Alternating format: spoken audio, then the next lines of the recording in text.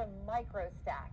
Joining us now is Bloom Nutrition contributor Wendy Wesley. Wendy, it's always great to see you. Yeah, thanks for having me back. So Wendy, you say the name of the game, as hard as it is for some of us, is stop being a perfectionist and learn to micro stack. What exactly is that? I work with a lot of people for whom they're either on 100% perfection, or if one thing falls, then they're off. They say, forget it. And so I work with people to let's negotiate something small that we can change, work on for a couple of weeks, get it down to routine, it becomes your way, and then you adopt it as your own. And then we work on another. And that's called microstacking. We take a small change, we master it, we add another. We stack, we stack, we stack. So all these small changes added up equals something very, very big in the long run.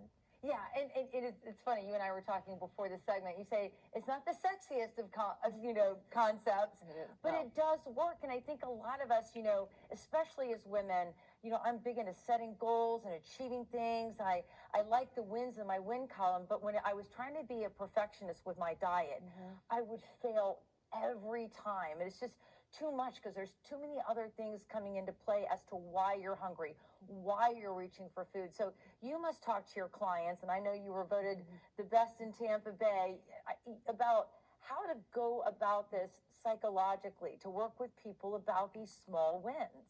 If you can work with a professional like a dietitian or a coach to come up with your plan, and I call it the back in the saddle plan. So if you go on vacation, you have some travel, a work conference, or a weekend of parties, you say, okay, that was fun.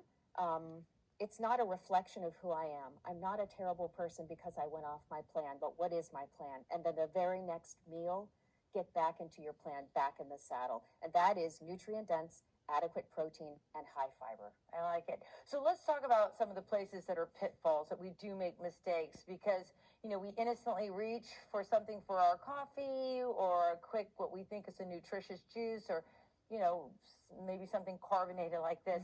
These are packed with sugars.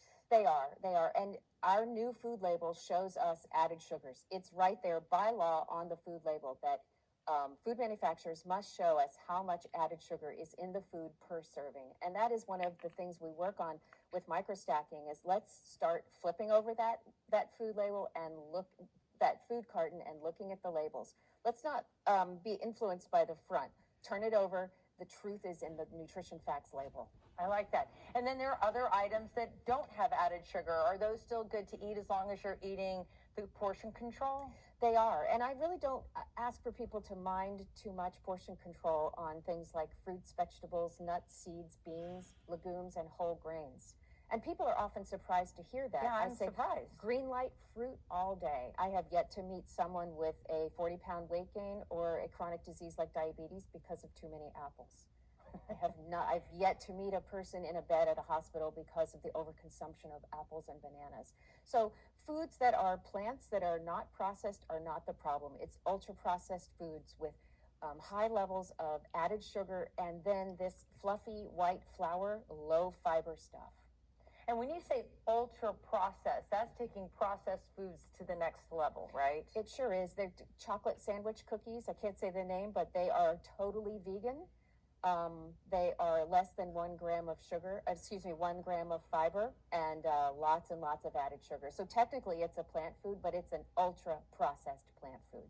And you're a big proponent with your clients that, just because you're getting back in the saddle or getting back on track, doesn't mean that you have to live a boring life. You're all about including all types of foods that are good for you in a diet that can be healthy and delicious. That's right. Companies coming into town. There's going to be a wedding. You're going to eat cake. Here comes a vacation. I want you to go and enjoy all of those things.